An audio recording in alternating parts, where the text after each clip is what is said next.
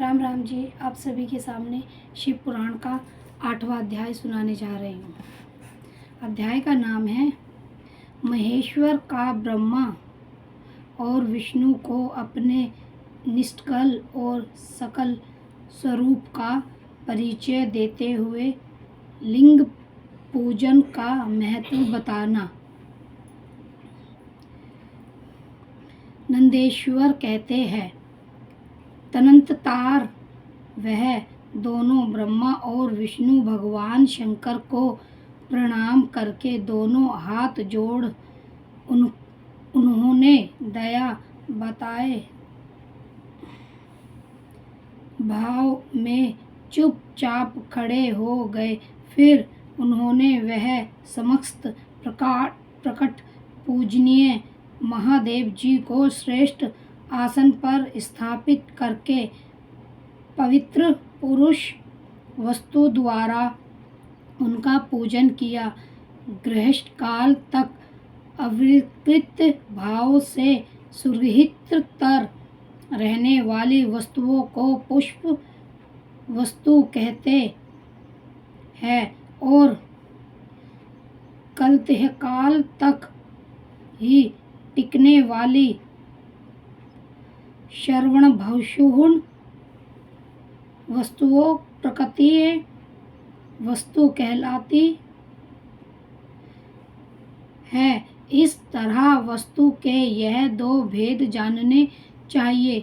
किन पुष्प वस्तुओं से उन्होंने भगवान शिव का पूजन किया यह बताया जाता है।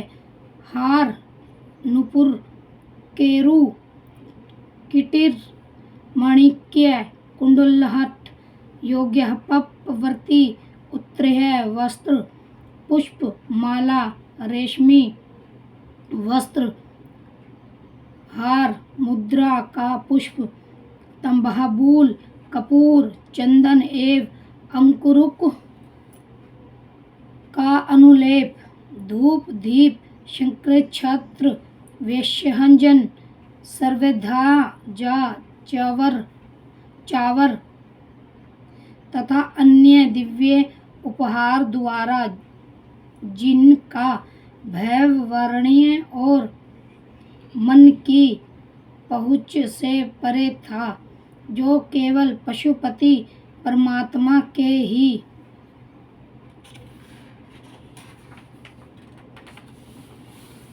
योग्य थे, जिन्हें पुरुष पशु बंध जीव कदापि नहीं पा सकते थे। उन दोनों ने अपने स्वामी महेश्वर का पूजन किया। सबसे पहले वह ब्रह्मा और विष्णु ने भगवान शंकर की पूजा की। इससे प्रसन्न हो भक्ति पूर्वक भगवान शिव ने वह नम्र भाव से खड़े हुए उन दोनों देवताओं से मुस्कुराकर कहा। महेश्वर बोले, पुत्रों, आज का दिन एक महान दिन है, जिसमें तुम्हारे द्वारा जो आज मेरी पूजा हुई है, इससे मैं तुम लोगों पर बहुत प्रसन्न हूँ। इसी कारण यह दिन परम पवित्र और महान से महान होगा। आज की यह तिथि शिवरात्रि के नाम से विख्यात होकर मेरे लिए परम प्रिय होगी। इसके समय में जो मेरे लिंग निष्कल अंग आकृति से रहित निरंकार स्वरूप के प्रतीक बेर सकल स्वरूप के प्रतीक विग्रह की पूजा करेगा, वह पुरुष जगत की सृष्टि और पालन आदि कार्य भी कर सकता है। जो शिवरात्रि को दिन रात निराहार एवं जितेंद्रिय रहकर अपनी शक्ति के अनुसार निश्चय भाव से मेरी यथोचित पूजा करेगा, उसको मिलने वाले फल का वर्णन सुनो।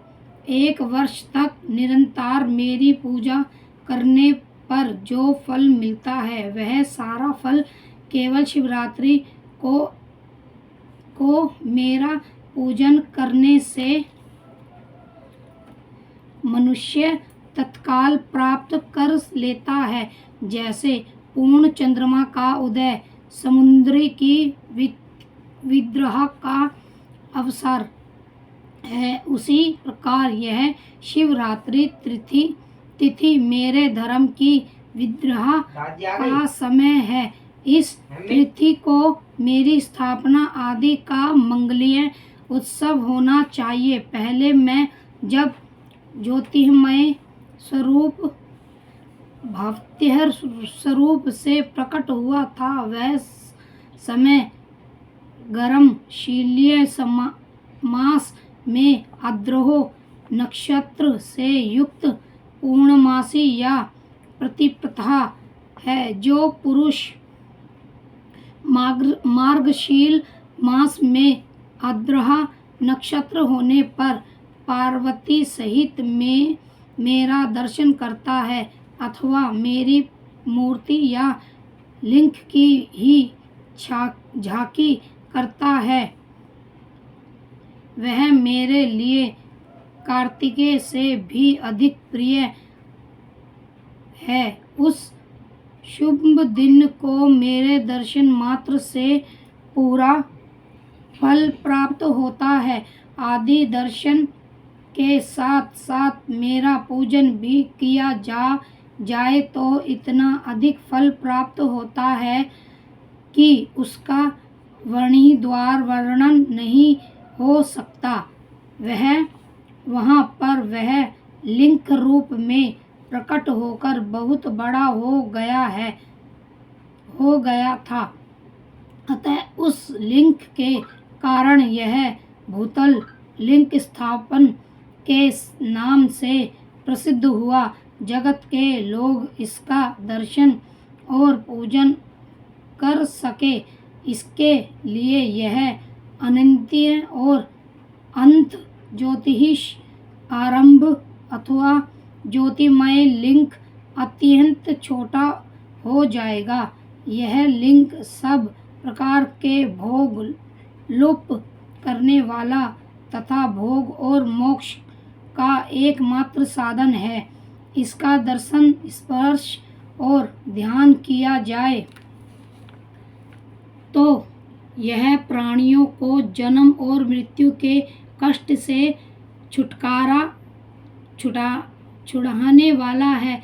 अग्नि के पहाड़ जैसा जो यह शिवलिंग यह प्रकट हुआ है, इसके कारण यह स्थान अरुणाचल नामक से प्रसिद्ध होगा। यह अनेक प्रकार के बड़े बड़े तीर्थ प्रकट होंगे। इस स्थान में निवास करने या मरने से जीवों को मोक्ष तक हो जाएगा। मेरे 2 रूप है, सकल और निष्कल। दूसरे किसी के ऐसे रूप नहीं हैं।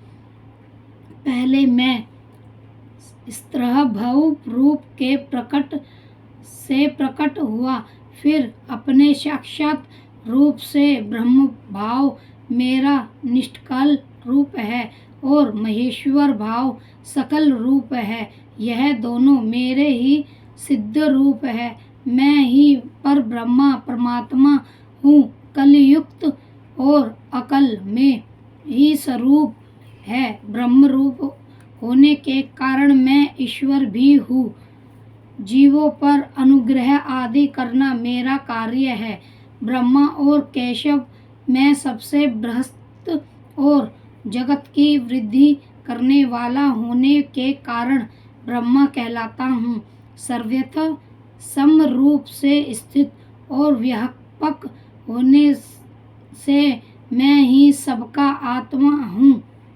सर्वस्व से लेकर अनुग्रहस्थ तक आत्मा यह ईश्वर से विभिन्न जो जगत संबंधी 5 कृत्य है वह सदा मेरे ही है। मैं मेरे अतिरिक्त दूसरे किसी के नहीं है, क्योंकि मैं ही सबका ईश्वर हूँ। पहले मेरी ब्रह्म रूपतः का बोध करने के लिए निष्कल लिंग प्रकट हुआ था।